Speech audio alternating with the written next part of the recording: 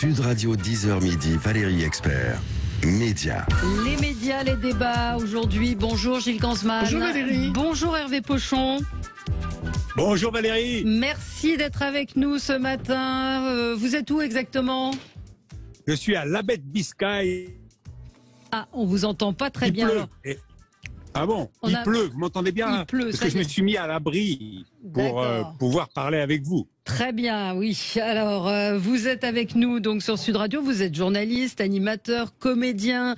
Certains reconnaîtront peut-être votre voix, ceux qui étaient habitués du service public de France Inter, dont vous avez été viré assez brutalement il y a quelque temps. Et vous avez entrepris ce long chemin de Saint-Jacques à Compostelle. On va en parler avec vous dans un instant. C'est un podcast. Ça fait partie des médias, des podcasts qui cartonnent, qui sont sur toutes les plateformes. Et vous allez nous raconter ce périple que vous avez entrepris. Et ces rencontres. Et ces rencontres, les rencontres absolument, sont incroyables. Absolument, des rencontres et puis ce long chemin à l'aube de vos 60 ans. Allez, Gilles, la question du jour. La question du jour, c'est une autre déambulation, mais pas jusqu'à Saint-Jacques-de-Compostelle, mais jusqu'à Cergy, Pontoise. Ça va un peu moins loin. Mais en revanche, il y a eu beaucoup de rencontres. Elles n'étaient pas tous pèlerins.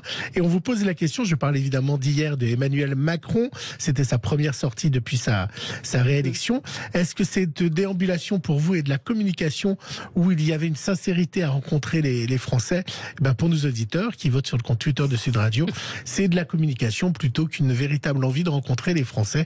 Vous pouvez continuer à voter sur le compte de Sud Radio et puis également sur le compte YouTube. Et sur YouTube, vous verrez aussi notre ami, puisqu'on est diffusé sur YouTube, Hervé Pochon, sur Facebook. Voilà.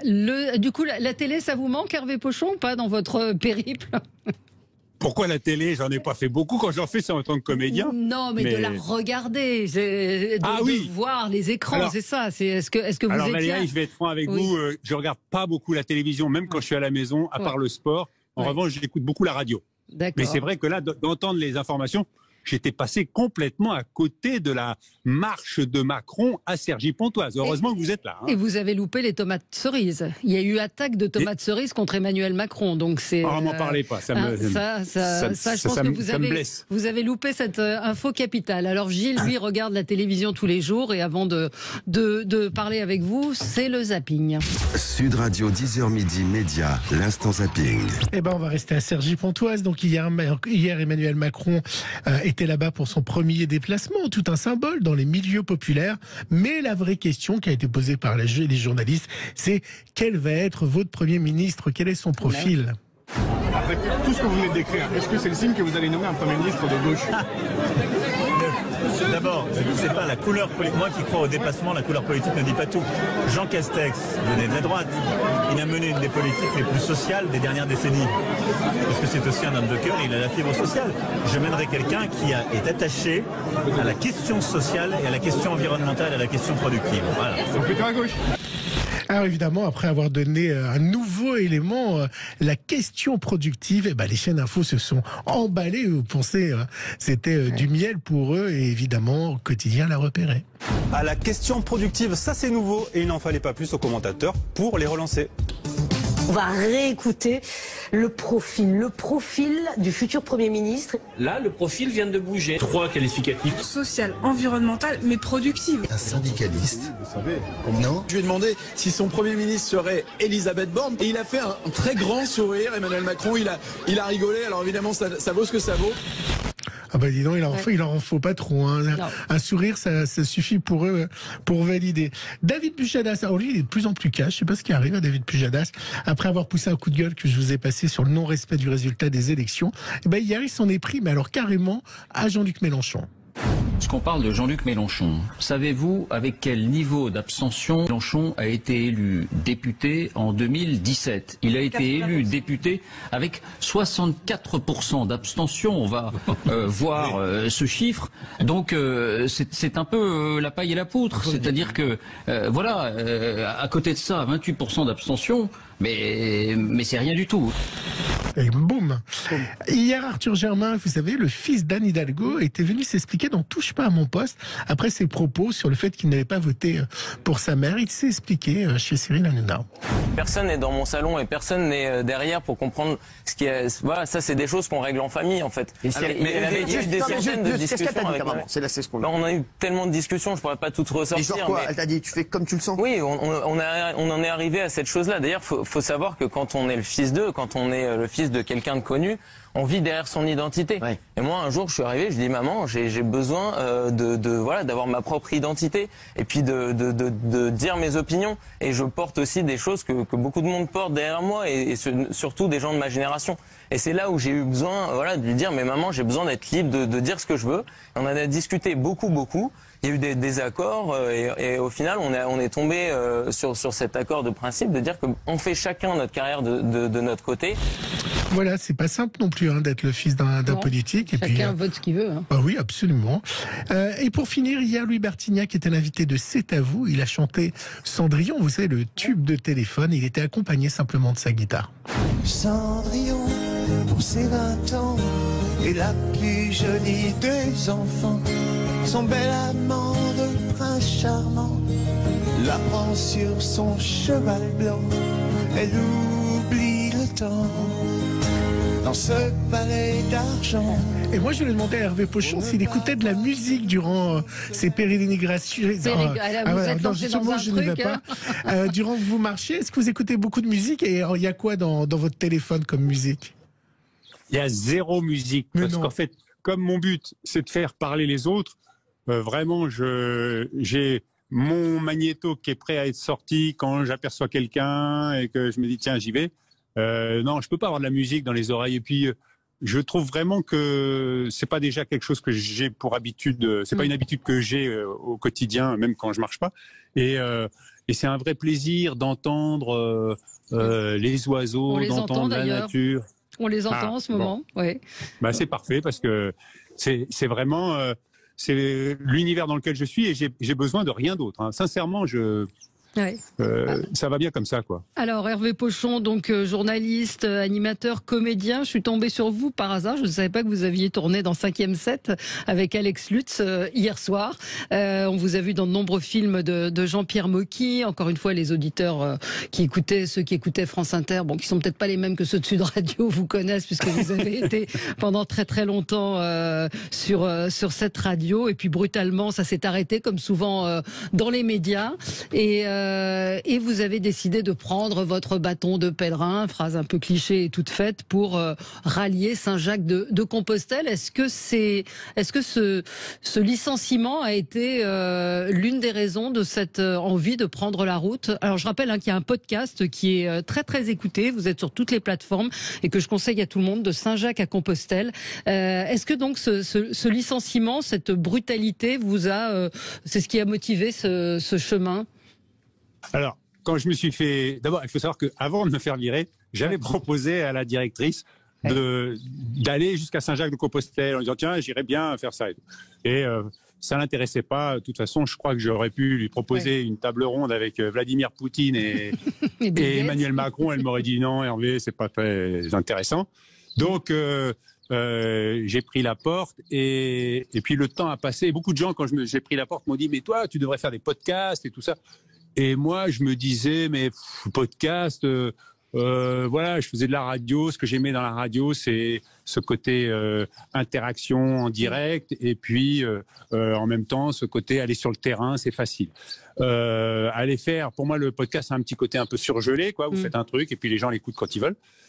Donc j'ai laissé passer du temps. Et puis effectivement, au bout d'un moment, je me suis dit, mais là, maintenant, j'ai envie de bouger, j'ai envie de faire quelque chose. Et ben finalement, heureusement que la direction elle est à Saint-Jacques pour la radio, parce que je trouve que c'est bien plus intéressant de le faire en podcast. Il y a une plus grande liberté dans le sens où s'il se passe rien pendant une étape, je vais faire un épisode qui va durer 4 minutes. C'est encore jamais arrivé. Je pensais faire 10 minutes. Tous mes épisodes, ils font plutôt 19 minutes. Donc, il n'y a pas de problème de ce côté-là. Mais justement, ils font 19 minutes. Si j'étais à la radio, on me dirait « Ah non, il faut que tu coupes, faut que tu coupes. » Alors que là, moi, je veux pas dépasser les 20 minutes parce que je trouve que voilà, les gens n'ont pas que ça à faire. Et donc, voilà, c'est un vrai plaisir. Quel est votre but, Hervé Pochon ? Mon but, c'est de me remettre en mouvement parce que, voilà, je suis au chômage et je cherchais un peu quelque chose qui me fasse vibrer. Enfin, je pourrais répondre, Valérie. Mon but, c'est d'arriver à Compostelle. Hein. Oui. Ça serait la facilité. Mais c'est vrai aussi, quoi. J'ai vraiment envie d'y arriver et même d'aller un peu au-delà, parce qu'après Compostelle, ce qu'on dit pas beaucoup, c'est que je crois que Compostelle, c'est assez décevant. C'est une espèce de grosse foire, un peu comme à Lourdes. Et donc, les gens continuent rajoutent encore 100 km au compteur pour aller à la borne 0, au bord de la mer, à Fisterra, qui est vraiment la pointe ouest de l'Espagne. Et donc, voilà, ça c'est mon but. Et autrement, mon autre but, c'est de découvrir, je ne vais pas dire l'économie du podcast, mais de découvrir cet univers-là et puis de voir après ce que ça suscite, ce que je pourrais faire après. Et puis de rencontrer des gens, on va en parler, parce que c'est quand je vous dis quel est votre but, c'est la question que vous posez. D'ailleurs, on a un auditeur qui dit quelle est votre phrase d'accroche pour rencontrer les gens. Comment expliquez-vous votre démarche aux gens? Vous leur posez cette question. Exactement, parce que je me suis rendu compte il y a quelques années, j'avais fait une chronique dans la matinale sur France Inter et c'était moi président et je demandais aux gens si vous étiez président, qu'est-ce que vous feriez et à des anonymes et je me rendais compte que ça marchait bien parce que c'était une question à la fois ouverte et assez précise et là c'est pareil, quel est votre but? Alors les gens souvent ils me regardent avec des grands yeux mais parce que j'aborde les gens, ils disent excusez-moi, j'ai une question à vous poser. Enfin non, deux. La première, c'est quel est votre prénom? Et la deuxième, c'est quel est votre but? Et donc là, il y a parfois un petit blanc. Et les gens me disent, mais mon but, quoi? De la journée? Mon but dans la vie, je vous laisse le choix du but. Quand même, je suis pas trop exigeant, quoi. Et là, les gens démarrent et me racontent soit quelque chose par rapport à leur journée qu'ils sont en train de faire, soit quelque chose de beaucoup plus général. Et j'ai en mémoire une rencontre qui m'a ému, pour vous dire, je ressens encore l'émotion là de vous en parler. Une fille de 15 ans que vous pouvez entendre dans les 2 épisodes avant, qui s'appelle Auréa, mais elle m'a tenu un discours qui était extraordinaire, quoi. Enfin, avec une précision dans sa réflexion. Et elle, pour le coup, je lui ai posé la question, mais elle a enquillé tout de suite, comme si elle était auditrice du podcast. Et je peux vous garantir que c'était pas le cas. Mais c'était... c'est bluffant, quoi. Faut l'écouter. Et puis on a, vous faites à peu près 20 km par jour, hein, c'est ça votre rythme? Finalement, j'ai un peu augmenté, pour vous dire, parce que quand j'ai préparé mon voyage, j'ai tapé sur Google Paris-Compostelle et il me mettait 1500 km. Donc je me suis dit 1500 km, 75 jours, 20 km par jour, ça le fera. Sauf que la distance qui était donnée, c'est la distance par l'autoroute, quoi. Et les sentiers, c'est beaucoup plus long. Et en fait, je suis je crois que le total, c'est 1770 kilomètres. Donc, effectivement, maintenant, j'en fais plutôt 25, quoi. Mais vous avez rencontré une qui est beaucoup plus forte que vous, qui fait 30 km par jour. Il en fait 30 maintenant. Voilà, 25, il a dit. Ça vous a étonné, et c'est un de vos podcasts, et voici un extrait.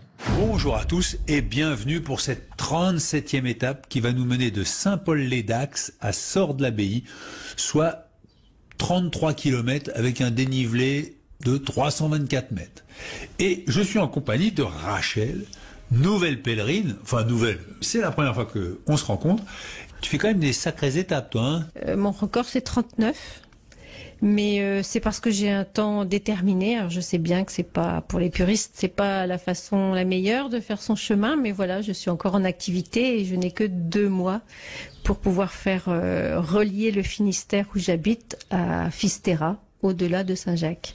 Donc j'ai découpé cette période en étapes et ça fait une moyenne de 30. Tu peux dire quel est ton métier?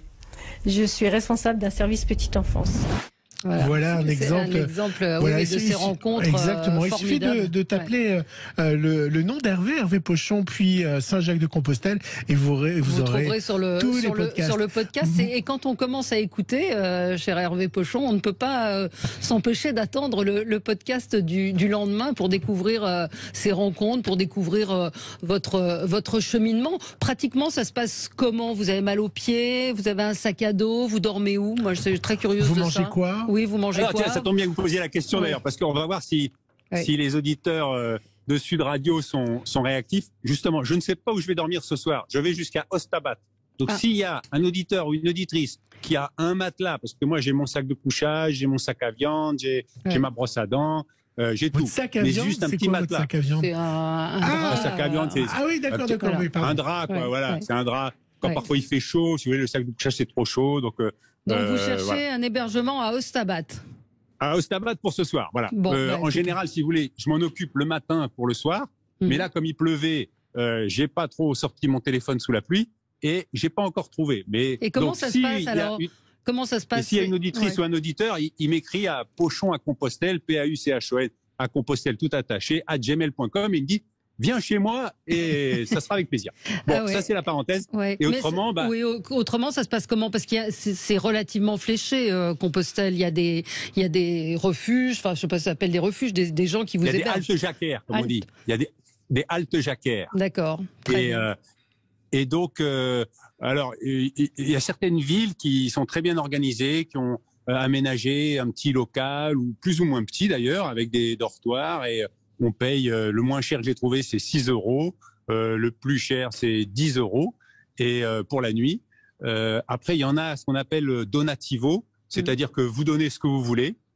Et puis alors après, il y en a qui sont encore mieux, c'est-à-dire qu'il y a des hospitaliers qui sont là, qui viennent parce qu'ils ont fait le chemin, ils ont vraiment beaucoup aimé, ils ont envie de rendre au chemin ce que le chemin leur a donné. Et donc, ils viennent tenir le lieu et ils vous proposent carrément le repas du soir, si vous voulez, avec le petit déjeuner. Et donc là, on donne un peu plus, quoi, en fonction en gros, de ce qu'on reçoit. Et ben voilà, on peut. Je voulais vous demander, est-ce que lorsqu'on fait ce chemin de Saint-Jacques-de-Compostelle, on sent la dimension religieuse ou elle a totalement disparu? Sincèrement, justement, moi, il y a quelques années, j'ai fait le chemin de Stevenson parce que j'avais pas envie de faire le chemin de Saint-Jacques. Le côté religieux m'intéressait pas trop, quoi. J'ai envie de m'adresser au plus grand nombre et j'ai envie d'exclure personne. Et je trouve que la religion relève de la sphère privée. Et donc, voilà. Donc, j'avais fait le chemin de Stevenson et j'avais été ravi parce qu'effectivement, on rencontrait des gens. Aujourd'hui, ça a énormément évolué et je me rends compte que on fait des rencontres de toutes sortes sur ce chemin et j'ai encore vu aucun pèlerin avec une croix autour du cou et qui me parle de sa foi, quoi. Il y a beaucoup de spiritualité, ce qui est complètement différent de religiosité, quoi. Voilà. Est-ce que physiquement c'est dur? Est-ce que tout le monde peut le faire? Qu'est-ce que vous diriez? Moi, je pense que tout le monde peut le faire. Et parce que justement, avant de me lancer, j'avais fait quelques podcasts pour raconter un peu les préparations et savoir un peu. Donc, j'étais allé à Paris à la Société française des Amis de Saint-Jacques, où j'avais rencontré 2 pèlerins là, qui s'appelaient tous les 2 Jean-Jacques et qui étaient très rigolos et qui m'ont donné plein de conseils. Et entre autres, ils disent c'est pas la peine de se préparer. Il faut juste commencer doucement, quoi. Si vous entamez le chemin en disant je vais me faire des étapes de 30 km tout de suite, à mon avis, vous risquez d'y laisser des plumes. Voilà. Mais si vous commencez par des étapes de 10, 15 km, et puis après, vous voyez, votre corps s'habitue. Et moi, aujourd'hui, 25 km, c'est plus un problème, quoi. Quand je dépasse les 30, en fin de journée, je suis un petit peu raide. Mais 25, ça va, quoi. Et les pieds? Il y a des ampoules aux pieds? Il y a une hygiène, entre guillemets, particulière pour les pieds? Ah oui, ça... Au début, on vous conseille de bien vous masser les pieds avec une crème le matin, le soir, et puis d'être très vigilant. J'ai été vigilant et j'ai eu une petite ampoule au départ, mais aujourd'hui, je me masse même plus les pieds systématiquement et ça va très bien. Voilà, vraiment c'est agréable parce que là, je suis prêt à mi-parcours et mon corps maintenant a pris l'habitude. et ça se fait tout seul, quoi. C'est un vrai plaisir, quoi. Parce que en plus, vraiment. Alors moi aussi, ce qui m'intéresse, c'est pas de faire parler. Tout à l'heure, vous avez fait entendre Rachel, qui est donc une pèlerine, mais moi, je m'intéresse beaucoup aux gens qui sont autour, qui travaillent. Là, vous voyez, par exemple, là, je suis dans une ferme. Je viens de parler avec un agriculteur qui s'appelle Dominique, qui a 52 ans et qui travaille avec sa mère et qui m'a raconté. Et c'est des rencontres comme ça qui me touchent énormément, quoi. Qui vous a raconté quoi? Parce qu'il y a eu une coupure. Qui m'a raconté sa vie, quoi, et la difficulté qu'il avait à faire son métier aujourd'hui et à en vivre, et que il n'avait pas d'enfant, et que heureusement, parce que il voit pas comment il aurait pu transmettre son exploitation, quoi. Alors vous parlez d'enfants, vous en avez 5. Quelle a été la réaction de votre famille, de vos enfants, quand vous avez annoncé que vous aviez l'intention de partir? C'est pratiquement 3 mois, hein? Eh ben, il suffit d'écouter l'épisode 2. Oui, mais nos auditeurs, alors on va les renvoyer. Il y a un auditeur très sympathique, Stéphane, qui a mis le lien du podcast sur notre Facebook. Donc on peut aller vous écouter, effectivement. Mais pour nos auditeurs qui n'ont pas, vous pouvez me répondre, parce que sinon on peut écouter tous les podcasts. Qu'est-ce qu'ils vous ont dit, alors? Eh bien, j'ai eu tout. Donc j'en ai 5. Alors ma fille, elle vit à Lyon, donc elle n'a pas pu intervenir en direct, mais elle s'est amusée de me voir faire cette aventure. Mais les 4 qui étaient à la maison et qui étaient plus concernés, si je puis dire, parce que c'est moi qui faisais les courses, c'est moi qui leur préparais les repas, puisque j'étais plus souvent à la maison que ma femme qui travaille. Ouais. Et donc, au début, ils disaient: ah oui, mais attends, mais comment on va faire? Comment on va avoir les croissants le dimanche matin? Comment on va faire ci? Et je dis: vous allez un petit peu vous responsabiliser, les garçons. Voilà. Ah oui. Mais tu nous laisseras de l'argent, alors. Je dis: oui, t'inquiète pas, tu vas avoir ce qu'il faut. Et donc, c'était assez rigolo. Et votre femme? Ma femme, elle était à la fois contente, parce que elle voyait que c'était un projet qui me correspondait bien, et que voilà, et à la fois un peu stressé de se dire: oh là là, qu'est-ce que je vais avoir à gérer? La charge mentale va doubler de volume. Ça vous coûte combien, ce voyage? Vous dépensez beaucoup d'argent? Alors, je me suis fixé un budget de 30 € par jour. J'arrive à peu près à le tenir quand je vais dans des haltes jacquaires. Mais c'est sûr que parfois j'arrive et puis au dernier moment, je trouve pas de place, où il n'y a pas de halte jacquaire. Et donc, l'autre jour, je me suis tapé une chambre d'hôte dans un gîte art déco, comme m'a dit. Et ben là, j'ai tapé les 72 € pour la nuit et le repas. Et donc, derrière, je fais des économies. Mais bon, j'ai la chance de pas être à 10 € près, d'abord. Et voilà, vous faites le calcul, en fait, pour l'hébergement, la nourriture et tout ça, sur tout le trajet, ça va être autour de 2400 € quand même, hein, parce que ça fait plus de 2 mois, quoi. Ouais. Bah, c'est aussi une ascèse, hein, ce voyager. Une dernière question. Oui, c'est quand même 3 millions de visiteurs, hein, par an, quand même, le chemin de Saint-Jacques de Compostelle. Ouais. Et j'ai lu que chacun avait ce qu'on appelle un carnet de pèlerin. Est-ce que vous avez un carnet de pèlerin, vous aussi? Ah, bien sûr. Vous voulez voir ça s'appelle une crédentiale. Oui. Et alors, il y a des gîtes, justement, les haltes jacquaires, où il faut absolument, si vous n'avez pas ça, vous pouvez pas rentrer, parce qu'en fait, ils ont créé ça pour éviter les squatteurs, si je puis dire. Ouais. Et donc, parce qu'il y a des gens, c'est un bon plan pour voyager pas cher. Vous arrivez, vous vous dites: je suis pèlerin. Ouais. Et donc, il faut quand même, vous voyez, regardez, je vous montre ça, là.